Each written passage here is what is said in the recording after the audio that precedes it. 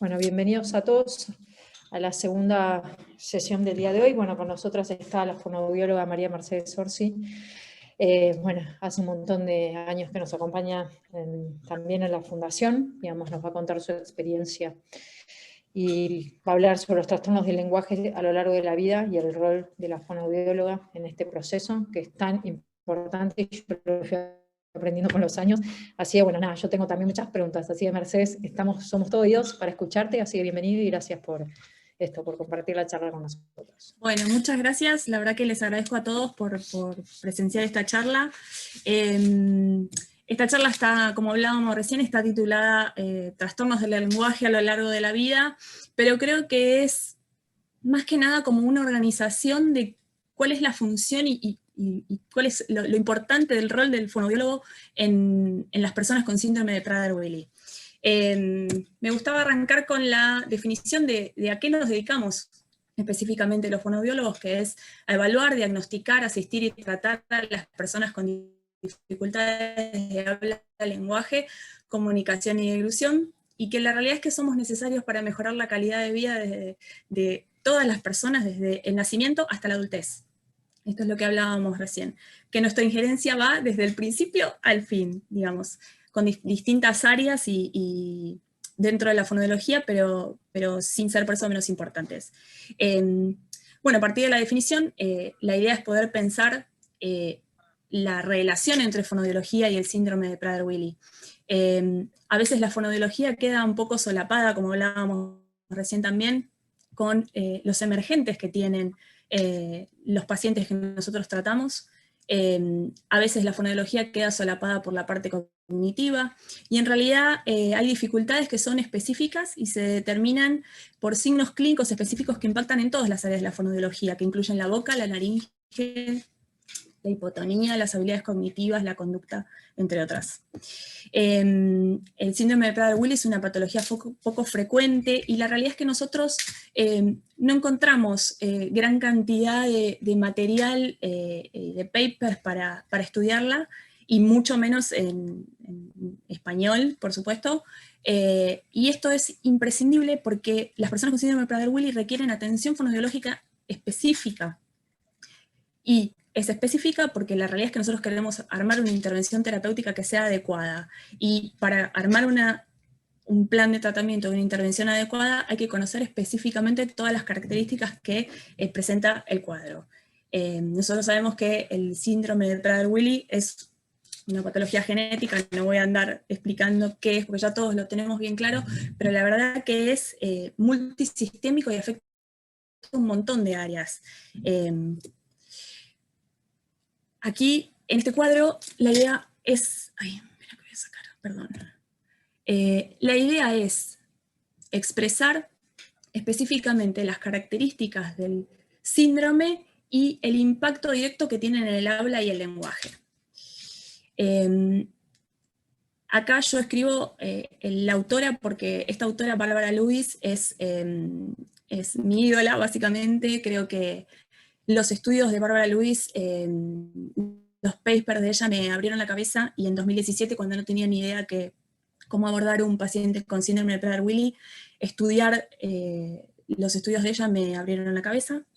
Me parece que este cuadro es fundamental. Hablamos de que el paciente tiene dificultades en la boca, tiene un overjet estrecho. El overjet es el espacio horizontal entre dientes superiores e inferiores, el arco palatal estrecho, mandíbula pequeña y alteraciones en la dentición, con una reducción del esmalte que hace que los dientes se degraden, y tiene una dentadura bastante compleja, con pérdida de piezas dentarias y demás. Y la realidad es que todo esto habla de dificultades en la articulación, o habilidades articulatorias reducidas. En relación a la laringe, sabemos que a razón de la disfunción endocrina, encontrarse que la variación de la frecuencia fundamental se vea alterada. Hablamos de la hipotonía, como habló el doctor Quiero antes. La hipotonía nos impacta directamente con movimientos velofaringios pobres, lo cual nos da una hiper o hiponasalidad. En general, en la mayoría de los pacientes hablamos de hipernasalidad, muy poquitos hiponasalidad. Hablamos también de movimientos lentos en los órganos fonoarticulatorios, la lengua, los labios, los carrillos, lo cual nos habla de una articulación imprecisa y un ritmo lento del habla, y alteración en el estiramiento de los músculos de la laringe con un tono vocal variable. En relación al aspecto cognitivo, bueno, nosotros ya sabemos que la mayoría de los pacientes presenta retardo mental, lo cual nos habla de que va a haber retraso en las habilidades receptivas y expresivas del lenguaje, dificultades en la secuenciación, lo cual nos habla de habilidades narrativas limitadas, y las alteraciones en el comportamiento que todos las conocemos y que hablábamos de caprichos, testarudez, comportamiento manipulador, la habilidad emocional, comportamientos compulsivos, skin picking, dificultades para relacionarse con pares, malas relaciones sociales, dificultad para detectar señales sociales y, bueno, que son discutidores. Y todo esto nos habla de que tienen pobres habilidades sociales. De todo esto que yo mencioné, si bien todos los factores son importantes, ya sabemos que todos implican, tienen impacto en el habla y en el lenguaje. Los que impactan muy significativamente el habla y el lenguaje son, por supuesto, la hipotonía y las alteraciones cognitivas. Cuando hablamos de las distintas etapas de la vida, nosotros habíamos hablado de que la injerencia de la fonoaudiología va desde el nacimiento hasta la adultez. Arrancamos con, bueno, esta hipotonía que nos explicaba el doctor antes, se traslada en el nacimiento alteración en la alimentación, dificultades para succionar, lo cual requiere un abordaje desde el área de fonoestomatología, donde hay orientación a padres, trabajo con el niño, e indicación de zona nasogástrica llegado al caso. Digamos, esto es un área muy específica de la fonoestomatología, que no es mi área, pero que es muy, muy importante desde el comienzo. Bueno, después en la infancia, cuando ya más o menos superaron las dificultades en la alimentación y demás, vemos niños con escaso balbuceo. La alteración en el tono muscular continúa a lo largo de la vida, como ya sabemos, y vemos que hay alteración en los órganos fonoarticulatorios que van a repercutir directamente en la articulación. Por otro lado, tenemos signos de retraso del lenguaje, y hay gran porcentaje de niños con emergencia tardía del lenguaje que puede ir entre los 18 meses y los 6 años de edad. Es bastante variable. Cuando llegamos a la adolescencia y a la adultez, encontramos que el lenguaje en general se encuentra por debajo de lo esperable para la edad, que tenemos mayor afectación del lenguaje receptivo que el expresivo, tenemos déficit en vocabulario, tenemos pobres habilidades morfosintácticas, oraciones cortas, algunas no gramatismo definido, pero sí algunas dificultades para formar las oraciones. Las habilidades narrativas, como hablamos antes, no siempre mejoran con la edad, en general suelen estar afectadas.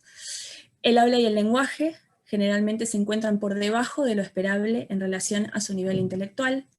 Esto es algo con lo cual me gustaría que lo recordáramos, porque más adelante vamos a continuar con esto. Y no podemos dejar de lado que algunas de las personas con síndrome de Prader-Willi alcanzan niveles normales de habla y lenguaje. A veces pasa que en la infancia alcanzan o vemos que tienen ciertos niveles normales de lenguaje más que nada, y cuando llegan a la adolescencia o un poquito antes, vemos que los déficits lingüísticos empiezan a aparecer. En la clínica fonoaudiológica, a mí, para organizarme en el área, para organizar el área de fonoaudiología, a mí me pareció muy importante poder transmitirles, dado que tenemos una población de 27 pacientes, que es bastante, pacientes que vemos regularmente, todos con diagnóstico fehaciente de síndrome de Prader-Willi, tener como un porcentaje de qué características tienen y poder plasmarlo y ver realmente que el 85% de nuestros pacientes tiene trastorno del lenguaje. El 78% tiene alteraciones en la comunicación, el 52% alteraciones de habla, el 38% tiene alteraciones en la fluidez, que esto es muy interesante, el 41% tiene hipernasalidad, el 30% tiene alteraciones de la deglución, y el 4% tiene alteraciones auditivas, disfonía y características autísticas. La realidad es que esto significa un solo paciente, que es bastante poco, pero nos arma como un panorama de qué tipo de pacientes podemos encontrarnos. Vale la pena tener en cuenta que nosotros consideramos trastorno del lenguaje cuando los resultados de la evaluación formal se encuentran por 2 desvíos por debajo de la media, 2 desvíos o quizás un poquito menos, pero 2 desvíos es como lo ideal. Alteración del habla, consideramos cualquier alteración que se manifieste en la evaluación, después les voy a hablar bien de la evaluación. Cuando hablamos de fluidez, hipernasalidad y difonía, las consideramos alteradas según criterios clínicos informales de evaluación, criterios clínicos propios de la fonoaudióloga, pero no de evaluación formal. La deglución sí la consideramos alterada con un estudio formal objetivo, que en este caso es la videofluoroscopía, o sea que el 30% de nuestros pacientes tienen una videofluoroscopía alterada en alguna de sus etapas. Y bueno, la audición la consideramos alterada cuando existe una audiometría tonal o potenciales evocados auditivos alterados. Esto creo que nos plasma bastante bien cómo se distribuyen las dificultades de nuestros pacientes y cómo las tenemos que atender de alguna manera. Bueno, como también nuestro objetivo en general es armar de alguna manera un perfil fonoaudiológico de nuestros pacientes, en este caso se nos ocurrió armar un estudio hace unos años en la fundación para ver cuál era el perfil lingüístico más que nada de nuestros pacientes, y tomamos una muestra de 12 personas con síndrome de Prader-Willi, entre 11 y 45 años, son todos de la fundación, que concurren a tratamiento sistemático, y la realidad es que teníamos como objetivo tratar de verificar cuáles eran las fortalezas y las debilidades del lenguaje.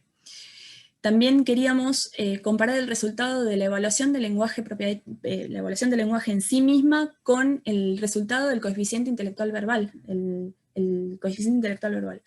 Y así poder delimitar un perfil lingüístico de nuestra población y de alguna manera poder compararlo con los estudios de otros países.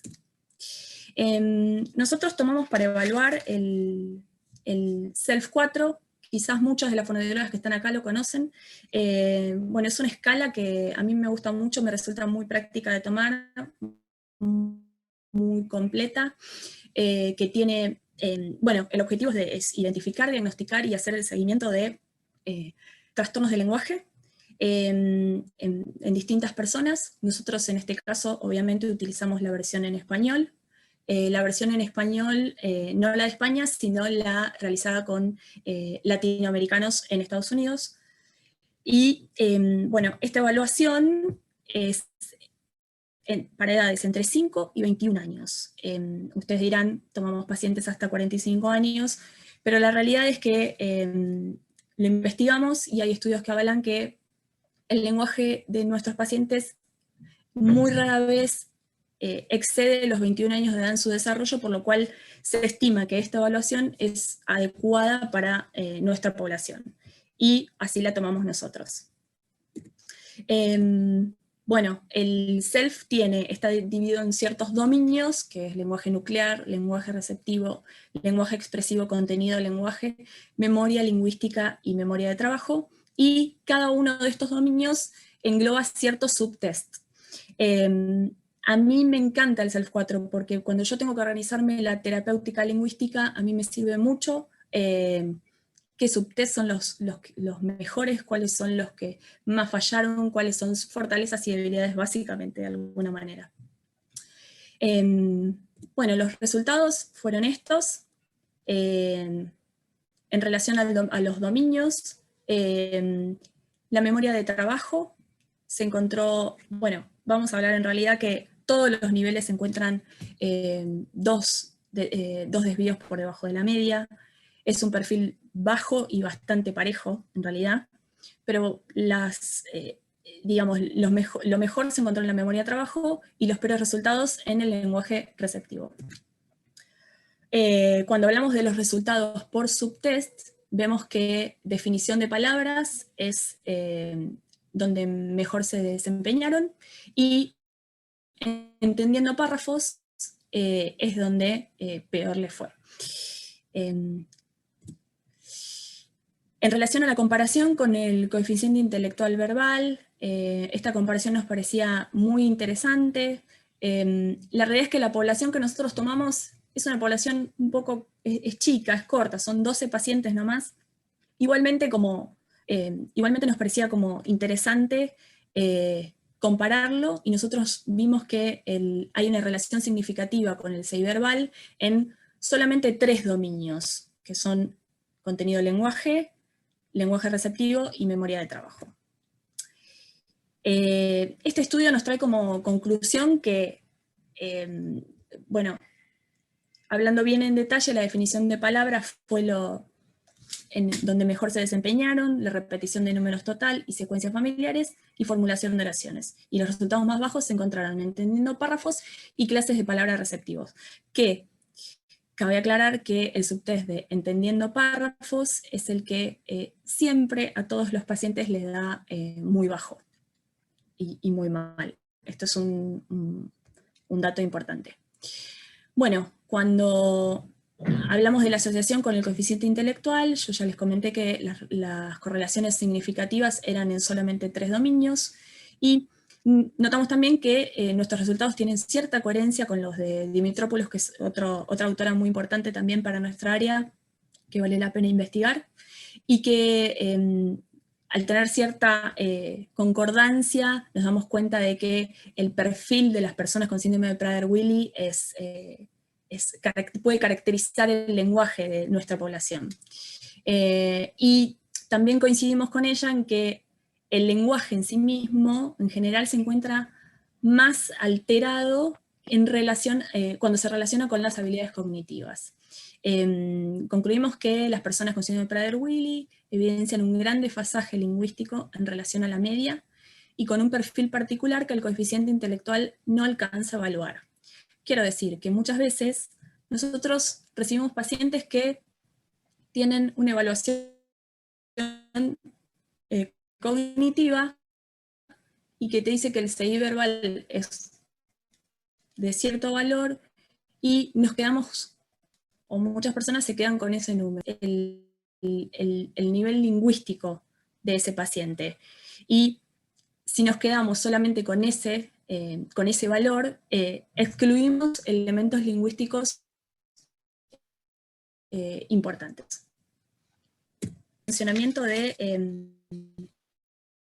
área de fonoaudiología en la fundación, esto se fue armando con el tiempo, y la realidad es que fue muy importante, porque en definitiva nuestra área tiene como objetivo final mejorar la calidad de vida de nuestros pacientes, optimizar intercambios comunicativos, especialmente con su entorno familiar, y proporcionar con esto una mejor organización del pensamiento. Esta es mi idea del área de fonoaudiología. ¿A qué quiero apuntar yo con todo este trabajo desde Fono? Una evaluación del paciente, arrancamos con una entrevista.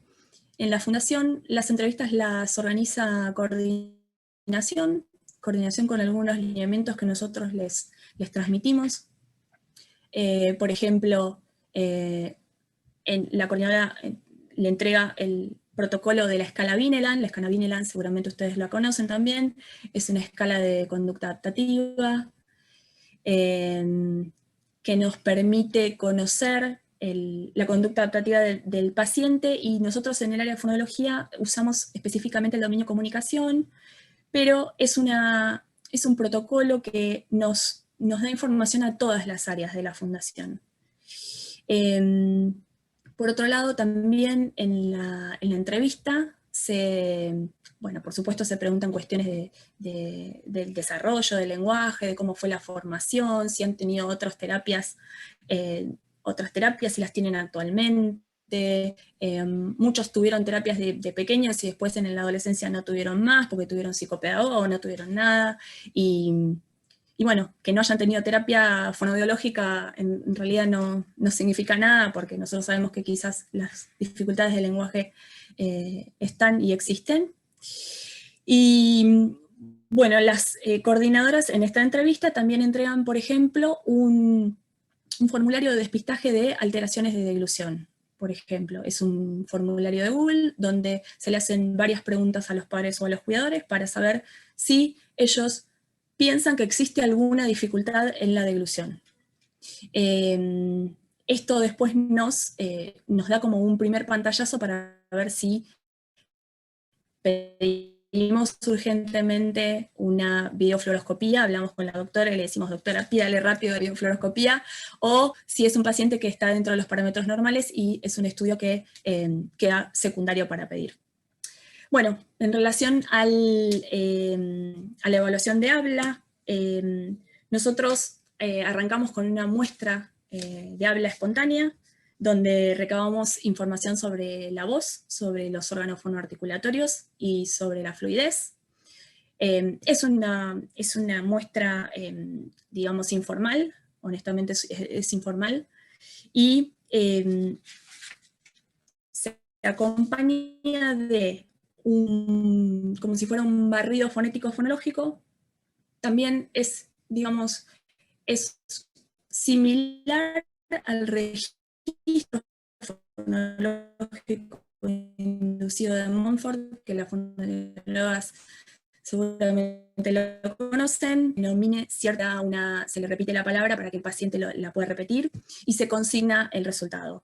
El registro fonológico inducido a mí me queda corto, entonces de alguna manera armé con los años uno personal y lo armé con todas imágenes de Arasac, que me parece que son conocidas por todos, son simples y amenas para mostrar. Bueno, después de este barrido fonológico se valoran específicamente cuáles son las alteraciones fonéticas fonológicas que tiene cada paciente y se hace un porcentaje de palabras alteradas. La realidad es que esto es informal, pero nosotros como que armamos un cierto nivel de severidad en la muestra y consideramos 3 niveles, leve, moderado y severo. Que la realidad nos sirve para tener en cuenta qué tipo de habla tiene. Pasando a la evaluación de lenguaje, nosotros como tenemos pacientes pediátricos, poquitos, pero tenemos pacientes pediátricos y adultos, arrancamos cuando tenemos pacientes de menos de 5 años, utilizamos PLS-5 o Self Preschool 2. En realidad, también, bueno, en realidad el PLS hasta 7 años, 9 meses, ya sabemos, el preschool hasta 6 años, 11 meses. Los seleccionamos según el tipo de paciente, en realidad. El PLS es a veces quizás más sencillo para tomar, más ameno, más simple. El PLS arranca desde los 0 años cuando tengo un paciente muy pequeño. Y para pacientes que son mayores a 5 años, ya arrancamos a tomar el SELF 4. Pronto empezaremos a tomar el SELF 5, sabemos que está dando vueltas. Nosotros tenemos cierta limitación con el SELF 5 porque sabemos que el límite etario es hasta 15 años y como no lo investigamos todavía, no sabemos si nos va a servir para los pacientes más grandes o la realidad es que lo tenemos en proyecto de investigar, pero pronto lo haremos. Bueno, estas son nuestras evaluaciones formales que tomamos habitualmente. Por otro lado, acá también tenemos estudios externos. Nosotros pedimos estudios externos de, como ya les comenté antes, la videofluoroscopía, la audiometría tonal o los potenciales evocados según el paciente, bueno, eso es todo. Lo hacemos a través de la clínica médica, le decimos a la doctora, hay que pedirle estos estudios. Honestamente los hacemos todos los años en los pacientes que no tienen dificultad. Sabemos que no tienen dificultad de deglución, quizás lo hacemos un poquito más alejado de tiempo, siguiendo, digamos, enviando formulario de despistaje que tenemos, y bueno, si llegamos a considerar que hay alguna dificultad, se pide una videofluoroscopía específicamente.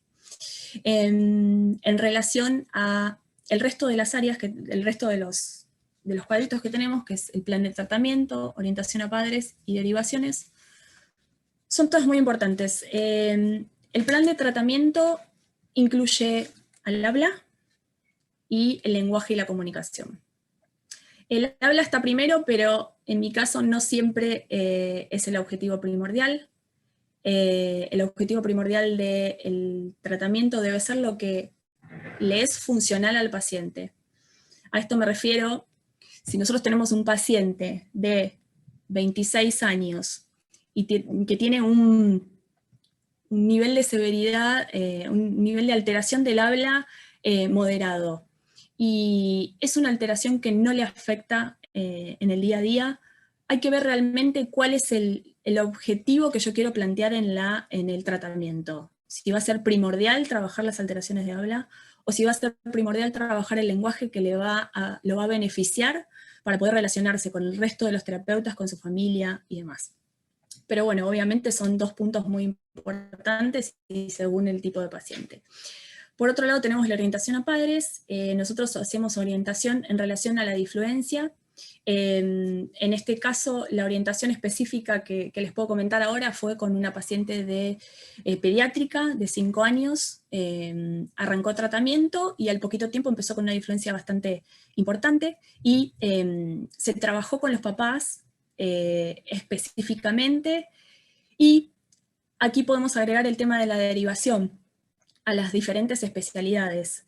Esta influencia era bastante intensa, entonces se decidió derivar a una especialista, una fonoaudióloga especialista en alteraciones de la fluidez, una especialista en tartamudez, que evaluó a la paciente formalmente y hizo la intervención con los padres en el momento indicado.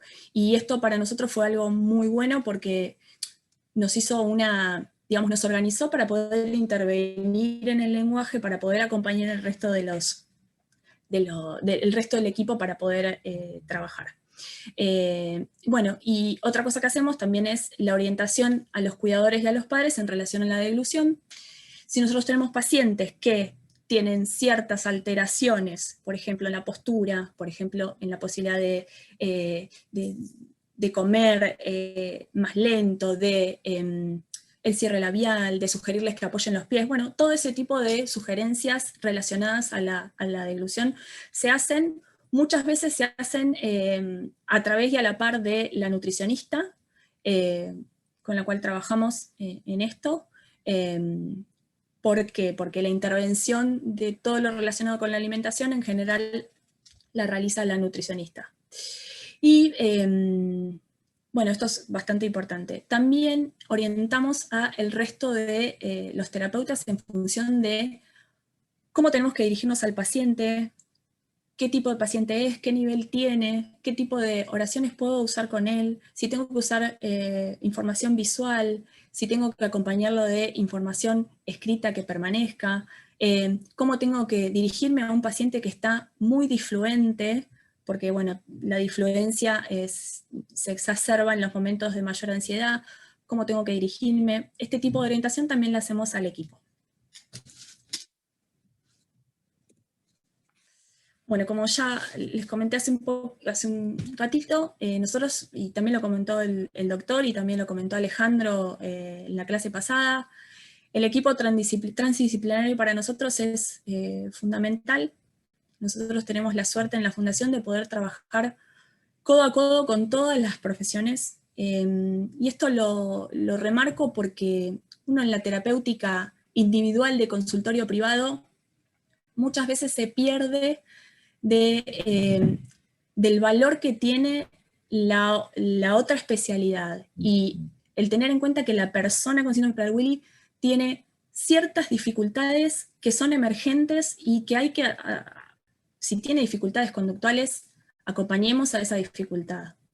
Si tiene dificultades, no sé, alimenticias, acompañemos a eso. Digamos, nosotros conocemos un poco de todas las áreas y trabajamos codo a codo. Eso es Creo que el gran valor de poder trabajar transdisciplinariamente es poder conocer bien a la persona y qué es lo que realmente necesita.